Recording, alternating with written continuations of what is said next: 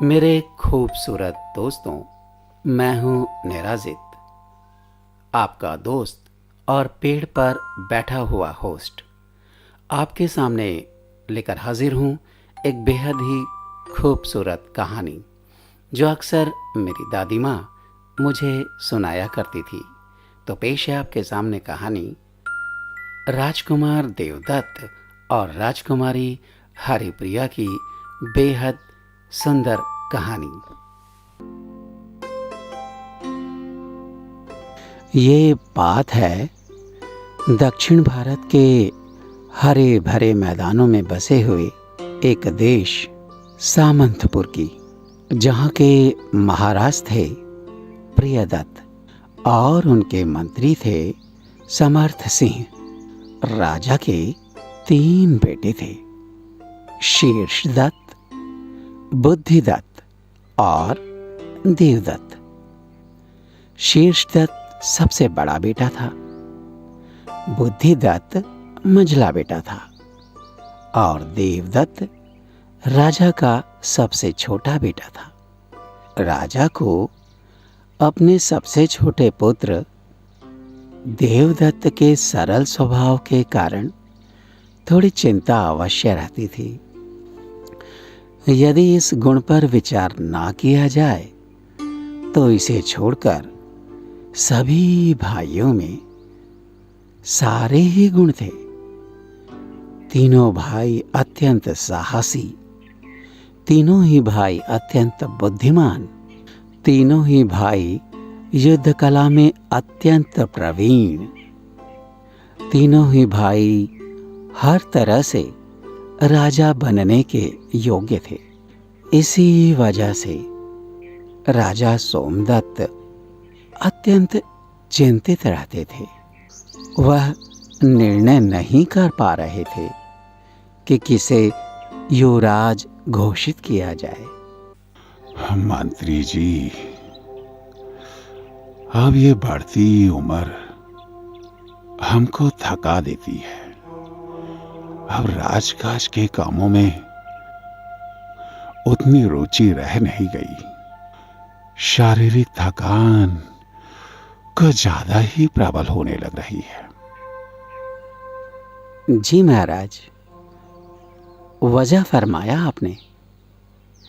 कई दिनों से मैं भी उचित अवसर की तलाश में था ताकि आपके सामने इस विषय पर बातचीत कर सकूं महाराज, और मुझे लगता है कि ये उचित अवसर है महाराज। हाँ मंत्री, अत्यंत उचित अवसर है। हम शीघ्र अतिशीघ्र अपना ये राजपाट अपने पुत्रों को सौंप देना चाहते हैं और कुछ दिनों के लिए हम वन्य जीवन जीना चाहते हैं, प्रकृति की गोद में, ऋषि मुनियों के आश्रम के पास। अब जीवन का वक्त भी बहुत हो चला है। जी महाराज, परंतु क्या आपके मन में भी यही प्रश्न है जो मेरे मन में बरसों से समुद्र की लहरों की भांति उमड़ता तो है, अपना वेग भी दिखाता है, टकराता है बार बार, हर क्षण तोड़ देता है मेरी बुद्धि को महाराज, पर लहरों की तरह ही कोई दिशा नहीं मिलती। वापस समुद्र में अर्थात मेरे मन में फिर उसी तरह ही समा जाता है। ठीक कहते हो। तीनों पुत्र मेरे हर तरह से लायक है। क्षत्रियों की सारी खूबियां हैं, पर मानवता के साथ एक अच्छे श्रेष्ठ शासक होने का गुण कैसे निर्धारित किया जाए, ये प्रश्न तो अजगर की भांति है जिसका पेट कभी भरता ही नहीं। महामंत्री, तुम्हें तो बुद्धि देवी का आशीर्वाद प्राप्त है। तुम्हें तो बुद्धि देवी ना तो कर ही नहीं सकती। प्रार्थना करो, आप भी मुक्त हो इस प्रश्न से और हमारी कृपा से भी मुक्त हो जाओ। अगर हमें तुम इस बाढ़ से मुक्त कर दोगे महामंत्री,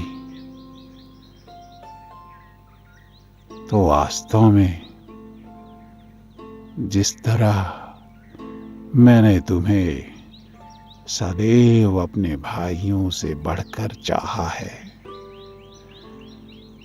तुम अत्यंत मेरे हृदय के करीब रहे हो। अगर इस संसार में रानी प्रमिला को छोड़कर मेरे विश्वास लायक कोई है, तो वो तुम ही हो मंत्री।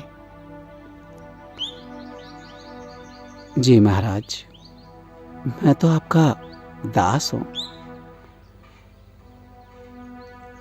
आज मैं अपनी प्राणों की आहुति देकर भी अवश्य प्रार्थना करूंगा अपनी उस बुद्धि देवी से कि आज मुझे कोई रास्ता अवश्य बताए, कि वो मुझे कोई रास्ता दे। नहीं तो महाराज, वचन देता हूं, ये जो तेज धार वाली तलवार है ना महाराज, मैं इसको अपने सिरहाने लेकर बैठूंगा महाराज। अगर कल सुबह भोर तक मेरी बुद्धि देवी ने मेरे प्रश्नों के उत्तर नहीं दिए, मुझे सौगंध है महाराज, इस पद पर बैठते समय जो प्रण मैंने लिया था कि अपने निष्ठा से अपने प्राणों के अंतिम समय तक मैं इस राज्य और आपकी सेवा करूंगा महाराज, मैं भोर में अपने इस तलवार से अपनी गर्दन अलग कर लूंगा। अरे नहीं नहीं नहीं मंत्री, इतने दुस्साहसी प्रण की क्या आवश्यकता थी महामंत्री। अभी तो हम सिर्फ अवसर की बात ही कर रहे थे महामंत्री। अरे अगर उत्तर नहीं आया महामंत्री, मैं तुम्हारे जैसे प्रिय को खो दूंगा महामंत्री। अपनी प्रतिज्ञा वापस लो महामंत्री। ये तो अत्यंत छोटा सा विषय है, क्या तुम्हें जरा भी याद ना आई? इतनी बड़ी प्रतिज्ञा करते समय अपने प्राणों तुल्य इस भ्रातृ की, अपनी भाभी श्री की, अकेले ही चले जाओगे इस संसार से? नहीं महाराज, इसका दूसरा पहलू भी तो देखिए। बुद्धि देवी पर मेरी अगाध श्रद्धा है। अगर मैं मरने के लिए तैयार हूं, तो वो भी मुझे पुत्र समान मानती है महाराज। मुझे अपनी मां पर जितना भरोसा है, वो मां भी तो मुझे उतना प्यार करती होगी ना। अगर मर भी गया तो क्या, अपनी मां की गोद में मरूंगा। ओ मां, जिसने मुझे बुद्धि दी महाराज, जिसके कारण इतने सालों से मैं आपकी सेवा कर पाया महाराज। धन्य हो महामंत्री, तुम्हारे जैसे मंत्री को पाकर मेरा राज्य धन्य हो गया मंत्री। युगों युगों तक ऐसी निष्ठा याद रखी जाएगी। जाओ जाओ, सफल हो जाओ। जी महाराज, मैं चाहता हूँ और प्रार्थना की तैयारी करता हूँ। आज सुबह मोरों के बोलने के साथ ही महाराज प्रियदत्त की नींद उछट गई। सोए रहने का मन न हुआ तो राजवाटिका की तरफ चल पड़े। सूरज ने अंधेरे पर थोड़ी थोड़ी सफेदी अभी डालनी शुरू ही की थी। काले और सफेद को मिलाकर सलेटी रंग सा वातावरण था उस समय। रात रानी की भीनी सी गंध वो भी महाराज के मन को उल्लासित नहीं कर पा रही थी। आज तो उनके कदमों में जैसे प्राण ही नहीं थे, बस दिल कहीं बैठा जा रहा था। मन किसी अनहोनी की आशंका से बार बार कांप जाता। जिस बात के निर्णय पर वो पिछले 1 साल से नहीं पहुंच पा रहे थे, वो अचानक से ही एकदम से हल हो जाएगी, इस बात का उन्हें जरा भी विश्वास नहीं हो रहा था। रोज जिस लाल रंग के सूरज को देखकर महाराज के क्षत्रिय खून का रंग और लाल हो जाता था। लाल रंग उनको और उत्साहित कर देता था। वो लाल रंग जो उनके जोश को बढ़ा देता था, वो लाल रंग आज उनको रक्त भरी हुई थाली के समान दिखाई दे रहा था। हे कुल देवी, रक्षा करना।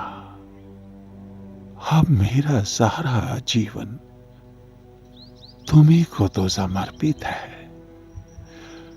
तुम तो जानती हो ना, कहने को तो महामंत्री का पद है, उनके बिना मैं अपने राज्य की कुशलता की कामना नहीं कर सकता। मैं कोई संभावना भी नहीं देखता। मैं अपने प्राणों को किसी घोर अंधकार में डूबता हुआ देखता हूं। मां, रक्षा करना मां, मेरी रक्षा करना, इस राज्य की रक्षा करना मां। तुम कुल देवी हो ना, अपनी लाज रख लेना।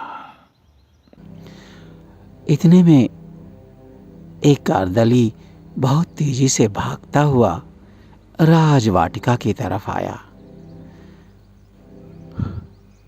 महाराज का मुंह खुला का खुला रह गया।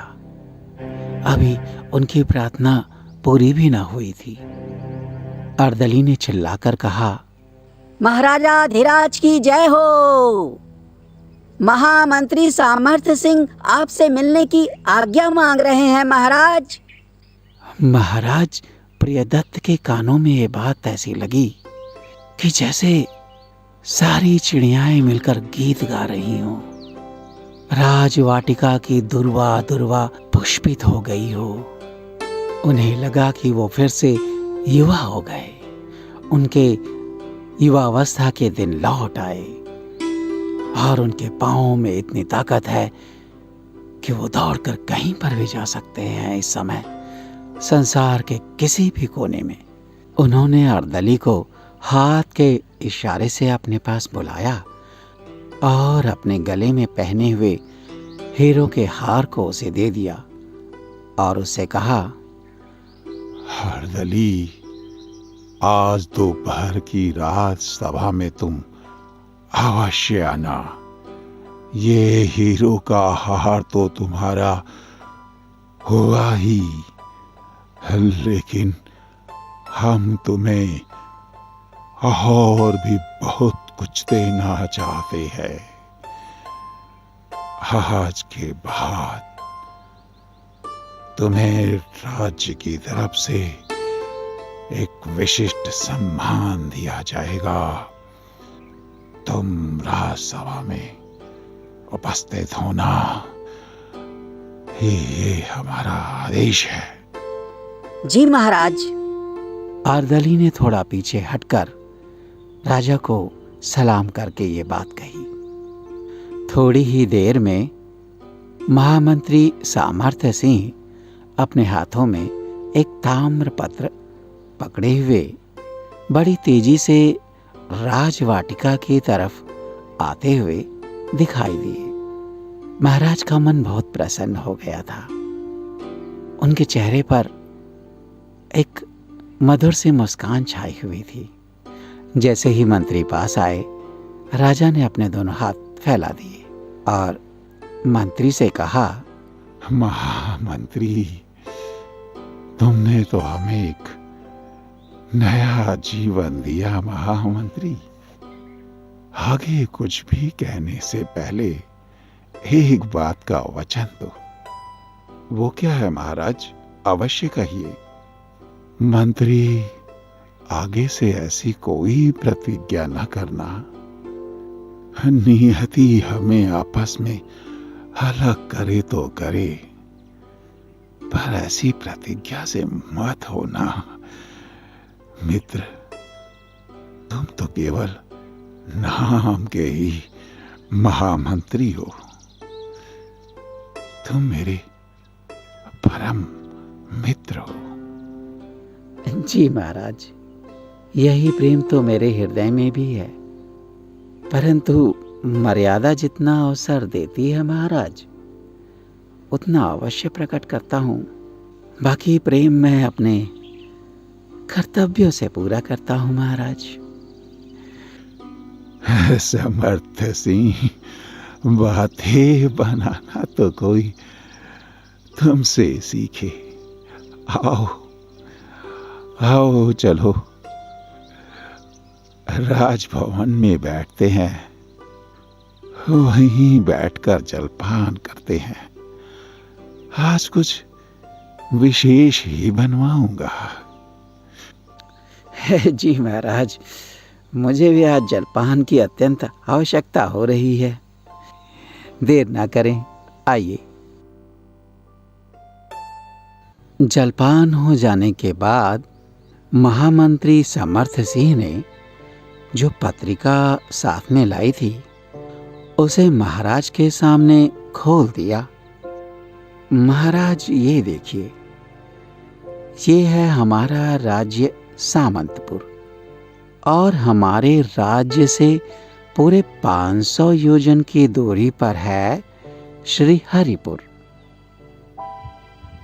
ये तो ठीक है मंत्री, पर ये पत्रिका से तुम कहना क्या चाहते हो? मैं यही कहने जा रहा हूँ महाराज कि श्री हरिपुर के जो राजा हैं शंभुदत्त जी, उनकी एक ही पुत्री है हरिप्रिया, और हरिप्रिया के बारे में सभी को ये ज्ञात है। वो अत्यंत मेधावी और परम शिव भक्त है महाराज। उसकी न्यायप्रियता के चर्चे दूर दूर तक फैले हैं। अब तो श्री हरिपुर के सारे राजकार्य भी हरिप्रिया ही देखती है महाराज। महाराज, जो कुलदेवी की तरफ से आज्ञा हुई है, और अगर आप उचित जान समझो तो क्यों ना हम इन राजकुमारों को राजकुमारी हरिप्रिया के पास भेज दें। उससे हमारे 2 कार्य सिद्ध होते हैं महाराज। आहा हा हा हा। मंत्री जी, आपका विचार तो अत्यंत उचित जान पड़ रहा है। वो कौन से दो कार्य हैं जो सिद्ध हो जाएंगे? देखिए महाराज, हरिप्रिया इन सभी के अलावा अत्यंत सुंदरी भी है, और सुना है उनके पिताश्री उसके लिए कोई योग्य वर भी तलाश कर रहे हैं। और इस समय संपूर्ण भारतवर्ष में हमारे तीनों युवराज सर्वथा प्रशंसा योग्य हैं महाराज।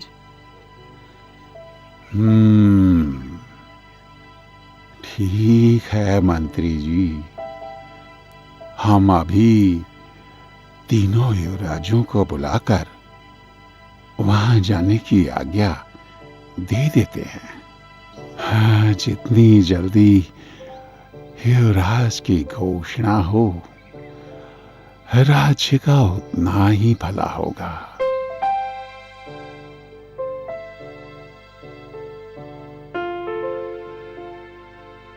इस तरह से महाराज प्रियदत्त तीनों राजकुमारों को राज्यसभा में बुलाकर राजकुमारी हरिप्रिया के पास जाने की आज्ञा देते हैं, और उन्हें यह भी अनुमति देते हैं कि अगर हरिप्रिया किसी भी युवराज से विवाह करना चाहे तो उन्हें अनुमति है। तीनों युवराज सहर्ष ही तैयार हो जाते हैं। तैयारी होने के बाद महामंत्री सामर्थ्य सिंह उन तीनों को राज्य की सीमा के बाहर तक छोड़ने के लिए जाते हैं। राजकुमारी हरिप्रिया के राज्य तक जाने के लिए 3 सड़कें थीं, और तीनों सड़कों पर अलग अलग ये वाक्य लिखा हुआ था। पहले रास्ते पर लिखा था कि ये रास्ता अत्यंत दुर्गम है, इस रास्ते पर जाने वाला कभी वापस नहीं आता। दूसरे रास्ते पर लिखा हुआ था कि इस रास्ते पर जाने पे संघर्ष थोड़ा कम होगा, पर चुनौतियां अवश्य हैं। और तीसरे रास्ते पर लिखा हुआ था, ये रास्ता बहुत ही आरामदायक है और इस पर जाने वाला अवश्य ही वापस आता है। महामंत्री तीनों राजकुमारों को लेकर वहां पर खड़े होते हैं और कहते हैं, बताइए कौन किस रास्ते से जाना पसंद करेगा राजकुमार? शीर्षदत्त ने कहा कि महामंत्री जी, मैं राजा का सबसे बड़ा पुत्र हूँ, इसलिए चुनने का सबसे पहला हक मुझे ही मिलना चाहिए, क्यों महामंत्री?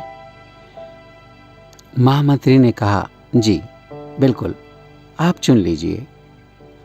तो शीर्षदत्त ने अपने लिए चुना वो वाला रास्ता जिस पर लिखा हुआ था कि ये बहुत आरामदायक रास्ता है और इस पर जाने वाला बड़े आराम से वापस आ जाता है।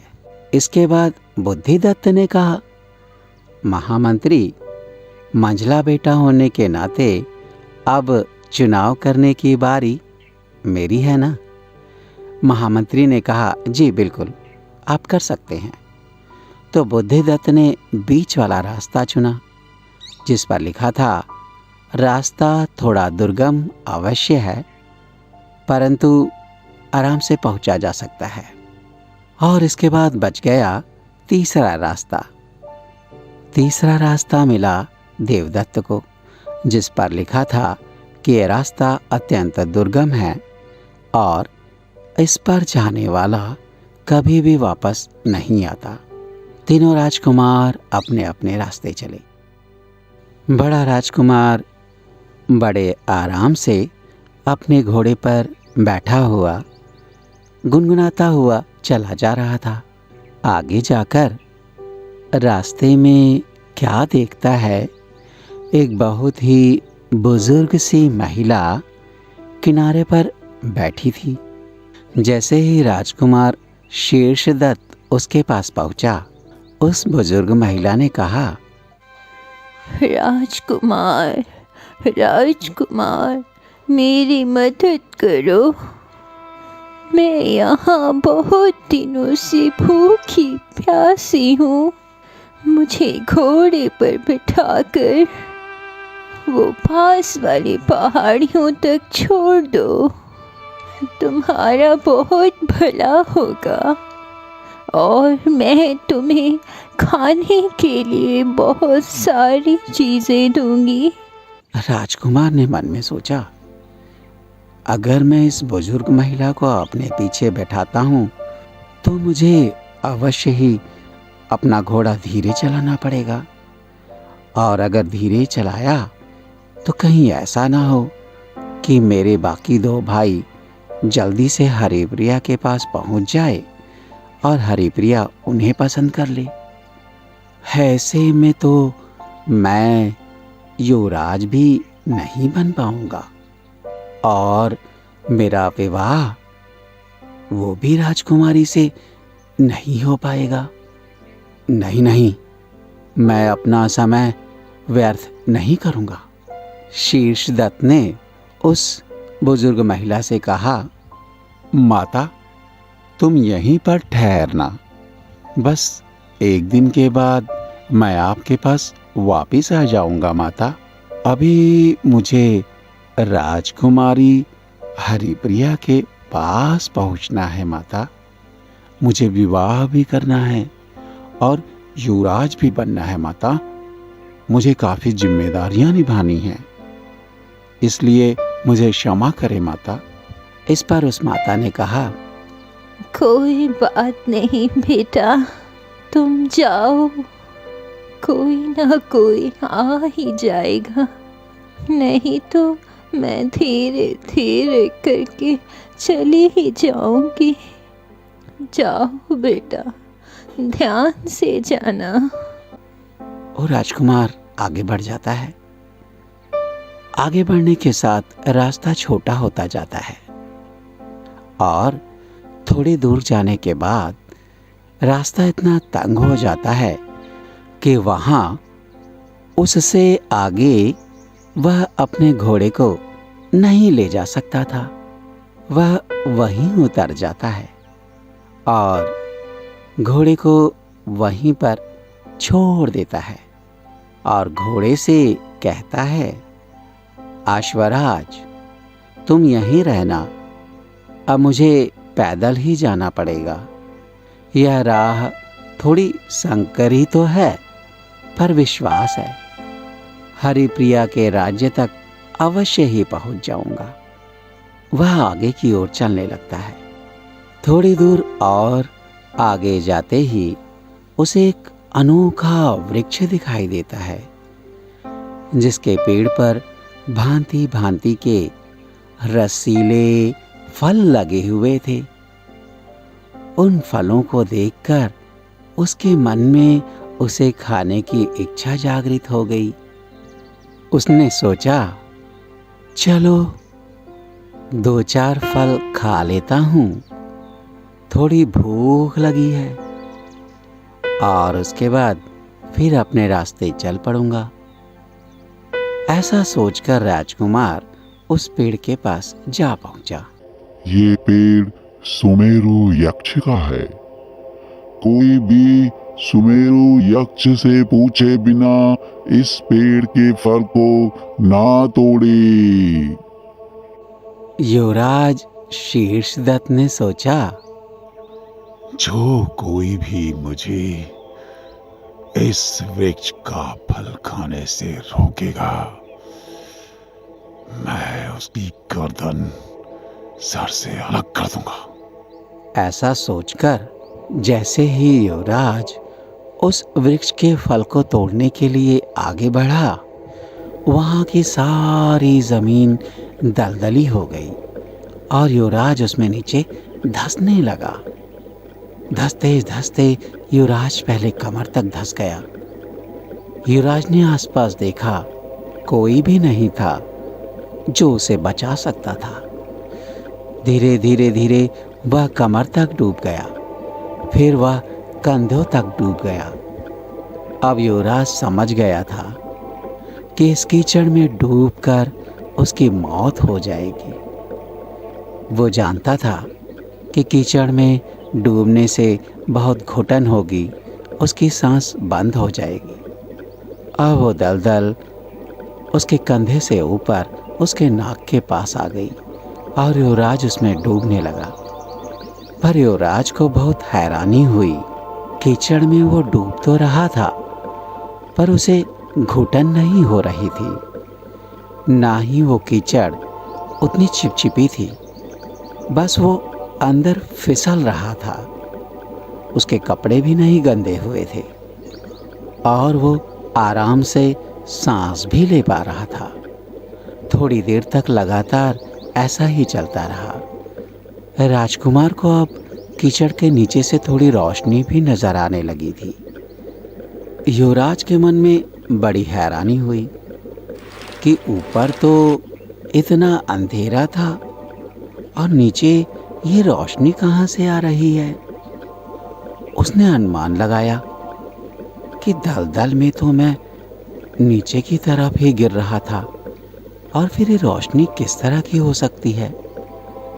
उसने अपना एक हाथ तलवार पर जोरों से रख लिया और मन में ही सोचा कि चाहे जो कुछ हो जाए, पर युद्ध के बिना अपनी जान नहीं देनी है। थोड़ी देर के बाद वो दलदल वाला रास्ता एक बड़े से कमरे के अंदर जाकर खत्म हो गया। युवराज ने हैरानी से चारों तरफ देखा। सामने ही एक बहुत बड़ा पहाड़ दिख रहा था। खाइयां, झरने और बादल बहुत पास पास दिख रहे थे। उसने एक और बात पर ध्यान दिया कि यहाँ पर जितने भी पेड़ थे वो बहुत ही ऊंचे ऊंचे थे, और जिस कमरे में वो आकर गिरा था ये चारों तरफ से सलाखों से बंद था, पर ये बहुत ही ऊंची थी। लगभग 16-17 फुट ऊंची तो रही ही होंगी। राजकुमार ने कहा, इतनी ऊंची ऊंची चीजें? यहाँ के पेड़ भी हमारे राज्य के पेड़ों से लगभग 3 गुना तो बड़े होंगे ही। ओहो, ये तो कोई और ही संसार लगता है। राजकुमार ऐसा सोच ही रहा था कि उसके पास सामने से एक बहुत ही विशालकाय आदमी आता हुआ नजर आया। राजकुमार सावधान हो गया। उस आदमी ने कहा, डरो नहीं राजकुमार, मैं जानता हूं तुम राजकुमार शीर्षदत्त हो। तुम तलवारबाजी में निपुण हो, मैं ये भी जानता हूं। मैं तुम्हें कोई हानि पहुंचाने नहीं आया हूं, मैं एक यक्ष हूं। तुमने हमारे नियमों को तोड़ा है, इसलिए हमने तुम्हें बंदी बनाया है। अगर वृक्ष के सामने खड़े होकर तुम जोर से पुकार कर ही पूछ लेते कि हे यक्ष देवता, मैं इस फल को खा सकता हूं क्या, तो तुम्हें उत्तर मिल जाना था। परंतु तुमने यक्ष नगरी के नियम को तोड़ा है, तुम्हें सजा तो मिलेगी ही। तो राजकुमार ने पूछा, सजा? कैसी सजा? उसने कहा, मैं तो केवल सेवक हूं महाराज। मुझे सिर्फ यही आज्ञा मिली है कि मैं आपको अपने साथ लेकर महाराज कुटकुट भौरी के पास ले चलूं। वो ही आपका निर्णय करेंगे। राजकुमार ने तलवार पर से हाथ थोड़ा ढीला कर लिया और कहा, चलो, मैं कर भी क्या सकता हूं। वो विशालकाय यक्ष राजकुमार शीर्षदत्त को लेकर महाराज कुटकुट भौरी के पास पहुंचा। कुटकुट भौरी ने उससे कड़क कर पूछा, राजकुमार शीर्षदत्त, तुमने हमारे यक्ष नगरी के नियमों का पालन नहीं किया, तुम्हें पता है ना? इसी वजह से तुम आज हमारे सामने खड़े हो। राजकुमार ने बड़ी शालीनता से कहा, जी महाराज, मैं जानता हूं और अपनी गलती स्वीकार भी करता हूं, परंतु एक क्षत्रिय होने के नाते मैं आपसे एक यही बात कहूंगा कि बिना चुनौती को स्वीकार किए मुझे कोई भी मृत्यु स्वीकार नहीं है। महाराज कुटकुट भौरी ने हंसते हुए कहा, हा हा हा हा हा हा। राजकुमार, हम महाराज कुटकुट भौरी हैं। तुम इस समय पाताल लोक में महाराज कुटकुट भौरी के राज्य में हो। एक बार जब हम पृथ्वी पर गए थे, तब तुम्हारे पिता प्रियदत्त ने हमारे प्राणों की रक्षा की थी। इसलिए हमारी सजा यही है कि तुम पूरे 10 दिन हमारे आतिथ्य को स्वीकार करो और उसके बाद हमारी पुत्री कुटनी भौरी से विवाह स्वीकार करो। हम वचन देते हैं, इसके बाद तुम्हें तुम्हारे राज्य में सुरक्षित पहुंचा दिया जाएगा और तुम्हारे पास कोई विकल्प नहीं है राजकुमार। इस पाताल नगरी का द्वार सिर्फ हमारे कहने से खुलता है, इसलिए तुम यहां से जा भी नहीं पाओगे। युवराज मन ही मन सोचने लगा, ओह, इसके सिवा तो मेरे पास कोई रास्ता भी नहीं है और ये प्रस्ताव तो मुझे स्वीकार करना। युवराज ने कहा, महाराज कुटकुट भौरा की जैसी इच्छा युवराज को स्वीकार है। महाराज ने आदेश दिया, सेवकों, जाओ, सारे राज्य में कह दो कि आज से 10 दिन तक हमारे राज्य में केवल उत्सव मनाया जाए। आज हमने अपनी पुत्री का विवाह सामंतपुर राज्य के राजा प्रियदत्त के पुत्र शीर्षदत्त से कर दिया है। यह हमारे लिए बहुत ही सौभाग्य की बात है। इसलिए पूरे राज्य में आज से 10 दिन तक खुशियां मनाई जाए, उत्सव मनाए जाएं, तरह तरह के पकवान बनाए जाएं।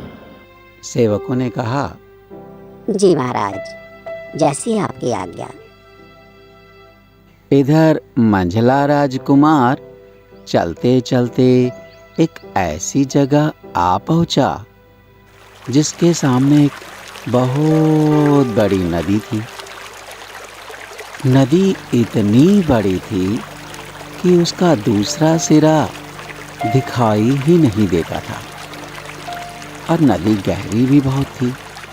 उस पार की पहाड़ियां उसे दिख रही थी, जिसके उस पार राजकुमारी हरिप्रिया का राज्य था। राजकुमार ने सोचा, ये नदी तो पार करनी थोड़ी मुश्किल है, इसमें तरह तरह के जानवर भी हो सकते हैं। नदी पार करने में खतरा है, तो मैं क्यों ना नदी के साथ साथ किनारे पर चलता चलता वो पहाड़ियाँ घूम कर नदी के उस पार जाऊं। वो ऐसा सोच ही रहा था कि अचानक एक जलपरी निकल कर आई। जलपरी ने कहा, तुम वो पहाड़ियाँ देख रहे हो राजकुमार? वो जल के कारण ही पास दिखाई दे रही है। हमारी आज्ञा के बिना कोई भी उस पहाड़ी तक नहीं पहुँचता राजकुमार। राजकुमार, तुम्हें इस नदी के पार हमारी राजकुमारी ही पहुँचा सकती है। तो इस पर राजकुमार ने कहा, तो राजकुमारी को बुला दीजिए। जलपरी ने कहा, नहीं, आप उससे नहीं मिल पाओगे। उसे तो कल ही काला राक्षस उठा कर ले गया। वो तो रोज ही इस नदी में से किसी न किसी को उठाकर खा जाता है। कल जब राजकुमारी उससे लड़ने के लिए गई, तब उसने राजकुमारी को ही उठा लिया। अब भगवान ही जाने क्या राजकुमारी भी सुरक्षित है या नहीं, मैं कुछ कह नहीं सकती। क्या तुम राजकुमारी की मदद करना पसंद करोगे युवराज? युवराज ने कहा, मैं मदद तो जरूर करता, परंतु मुझे राजकुमारी हरिप्रिया से भी मिलना है, और यदि मैं उसे पसंद आ गया तो मैंने उससे विवाह भी करना है। तो इस पर जलपरी ने कहा, आप राजकुमारी हरिप्रिया से कभी नहीं मिल पाओगे, क्योंकि इन पहाड़ों पर काले राक्षस का ही राज है।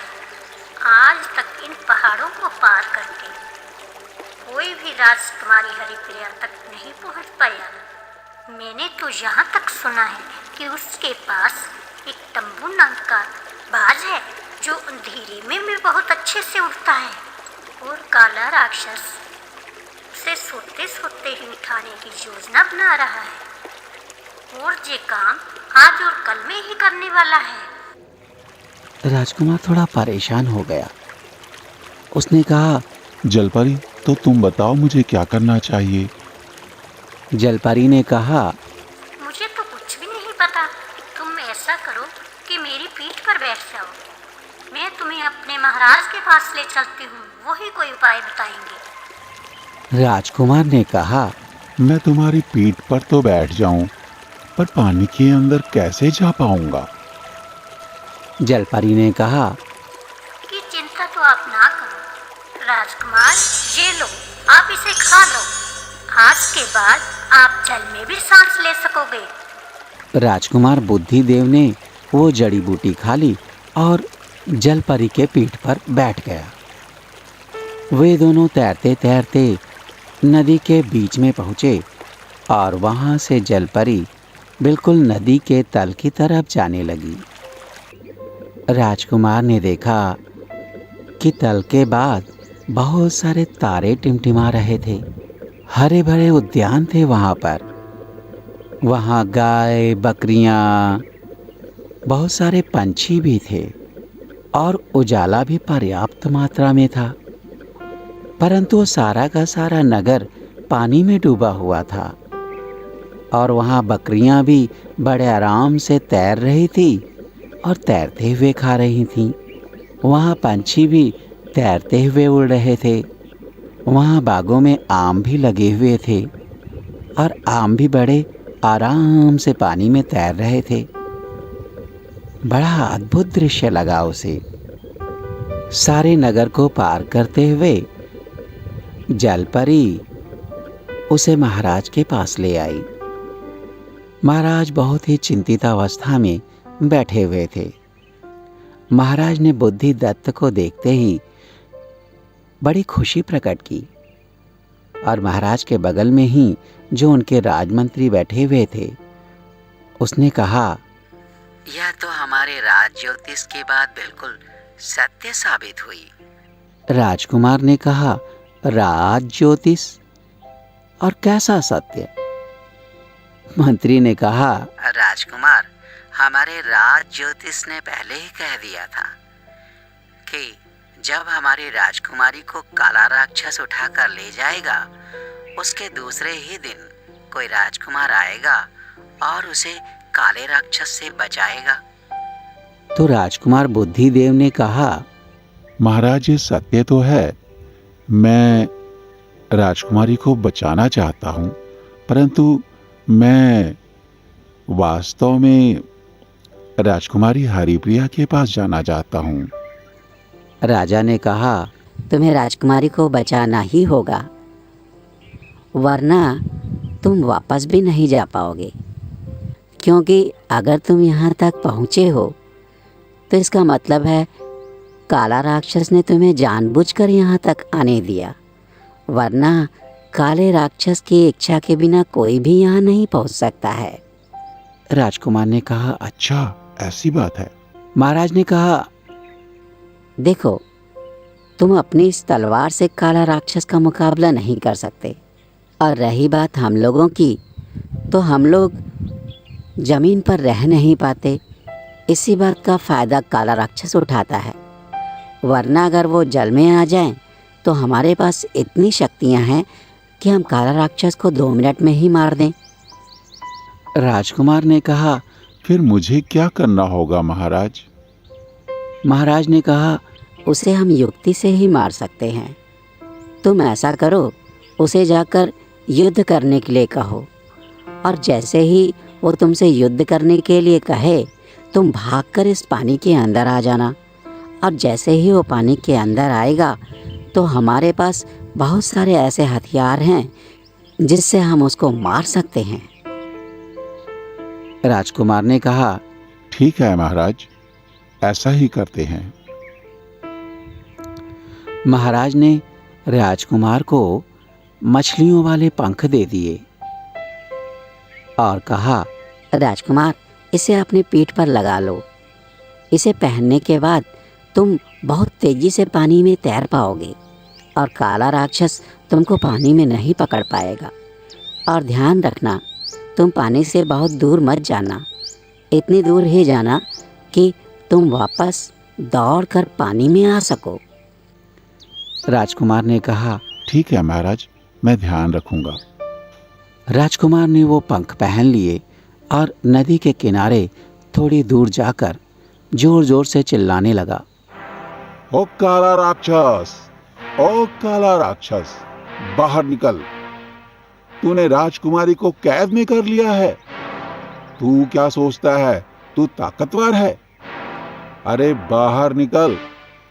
अगर मैंने तुझे तलवार से काट काट कर टुकड़े टुकड़े नहीं कर दिया तो मेरा नाम राजकुमार बुद्धिदेव नहीं है। तू अभी तक इन बेचारे छोटे जानवरों को डराकर खुश होता है। अरे तेरे पास तो इतनी भी ताकत नहीं कि तू मेरे जैसे का मुकाबला कर सके। मेरे एक घूंसे में इतनी ताकत है, अगर मैं तुझे मारूंगा तो तू उड़कर पहाड़ के उस पार जाकर गिरेगा, समझा? डरपोक कहीं का जो छुपकर बैठा है, हिम्मत है तो बाहर निकल। काला राक्षस ऐसा सुनते ही गुस्से के मारे बाहर आ गया। उसने अपने पीठ पर राजकुमारी को भी बांध रखा था। राजकुमार ने एक झलक देखी। राजकुमारी अत्यंत सुंदर थी। काला राक्षस दहाड़ता हुआ बाहर आया और काले राक्षस ने कहा, अरे तुच्छ मानो, मैं तो तुझे अंगूठे में चींटियों की भांति मसल दूंगा। आहाहाहा। आज तुझे दिखाता हूं कि काले राक्षस की ताकत क्या है। आज तक कोई भी मुझसे टकरा नहीं पाया है। मैं एक पाँव मारता हूं तो यहाँ के पत्थरों को चूर चूर कर देता हूं। तू पित्ते भर का आदमी मुझसे टक्कर ले रहा आया है। आज के बाद तो तुझे दुनिया पहचानना भूल जाएगी। ऐसा कहते हुए वो काला राक्षस जोर से दौड़कर राजकुमार की तरफ आया।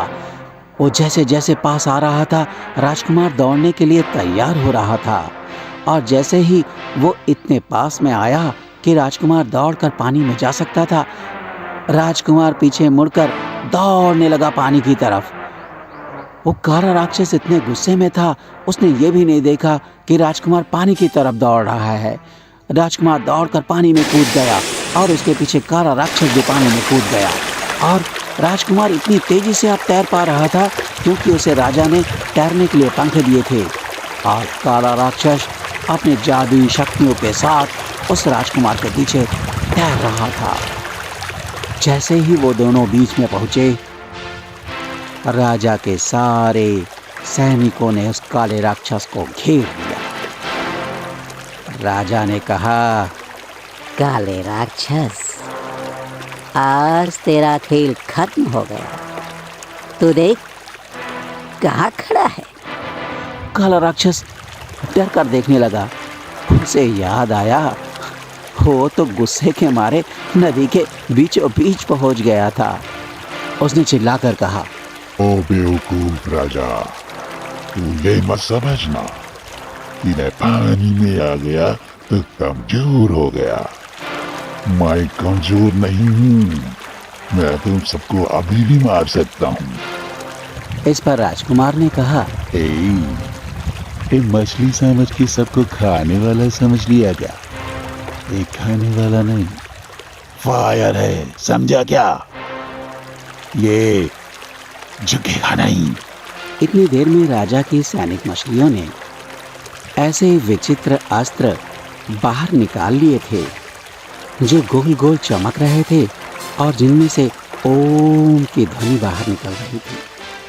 उन सारे मछली सैनिकों ने चारों तरफ से घेरकर काले राक्षस के ऊपर वो ओम की ध्वनि वाले तीर छोड़ दिए। जैसे ही ओम की ध्वनि वाले वो तीर काले राक्षस के शरीर पर लगे, काला राक्षस वहीं पर धुआं बनकर उड़ गया। काले राक्षस का नामो निशान मिट गया और राजकुमारी नीचे गिर गई। राजकुमारी अत्यंत सुंदर थी।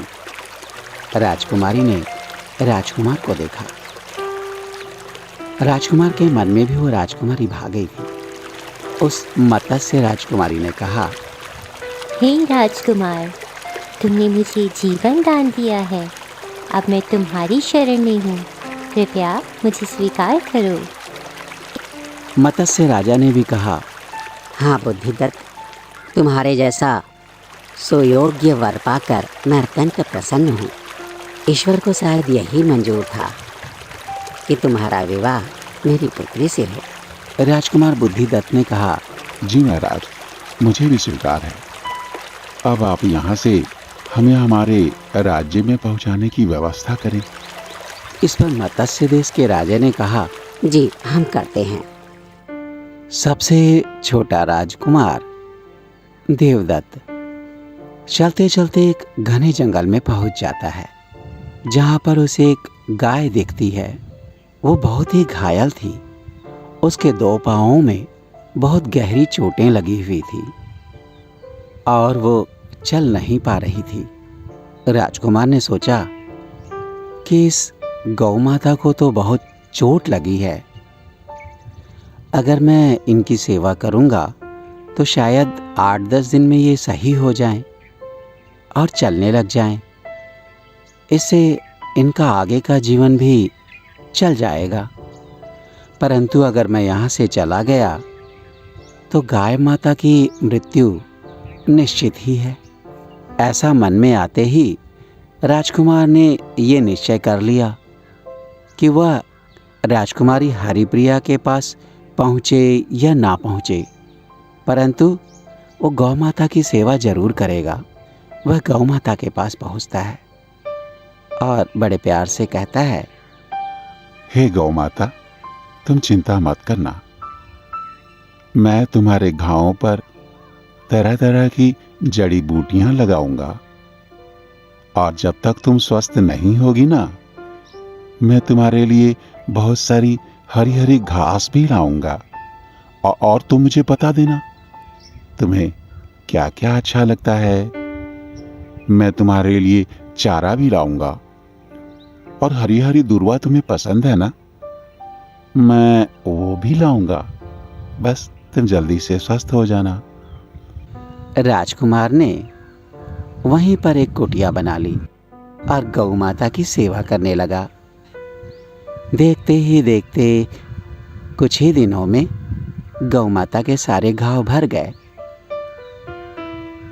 अच्छा खाना मिलने से गाय माता के स्वास्थ्य में भी बड़ा सुधार हुआ। ऐसा करते करते 10 की जगह 20 दिन बीत गए। राजकुमार के मन में सिर्फ एक ही ख्याल था, गौ माता पूर्ण स्वस्थ हो जाए, उसके बाद ही मैं जाऊंगा। 21वें दिन जब राजकुमार गौ माता की सेवा कर ही रहा था तो गौ माता एक बड़ी सुंदर सी परी में बदल गई। उसने कहा, हे परी देवी, ये कैसा चमत्कार! आप तो गौ माता थी, फिर आप परी कैसे बन गई? परी ने कहा, राजकुमार, मैं तुम्हारी परीक्षा ले रही थी। राजकुमारी हरिप्रिया महान शिव भक्त हैं। भगवान शिव उसकी आराधना से अत्यंत प्रसन्न है।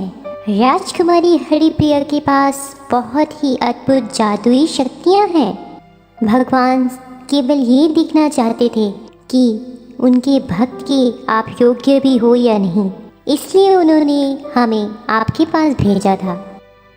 तो राजकुमार ने हंसते हुए कहा, तो परी देवी, अब आप हमें अनुमति देंगे कि नहीं? क्या हम राजकुमारी हरिप्रिया से मिलने? परी ने कहा, राजकुमार, आपको रोकने का एक और भी कारण है। आगे आपको जंगल में एक दैत्य मिलेगा जिसका नाम कुड़कुड़ा है। उससे साधारण शक्तियों द्वारा नहीं लड़ा जा सकता। इसलिए भगवान शिव ने मुझे तुम्हें 3 चीज़ें देने के लिए कहा है। ये लो, ये पहली चीज़ है उड़ने वाला खटोला, जिससे तुम जहाँ भी इच्छा करोगे ये तुम्हें वहाँ ले जाएगा। ये लो, ये दूसरा है चमत्कारिक डंडा। इससे तुम जो भी इच्छा करोगे, जिसे भी मारना चाहोगे, ये डंडा उसे तब तक मारेगा जब तक तुम उसे रोकोगे नहीं। ये केवल तुम्हारा ही आदेश मानेगा।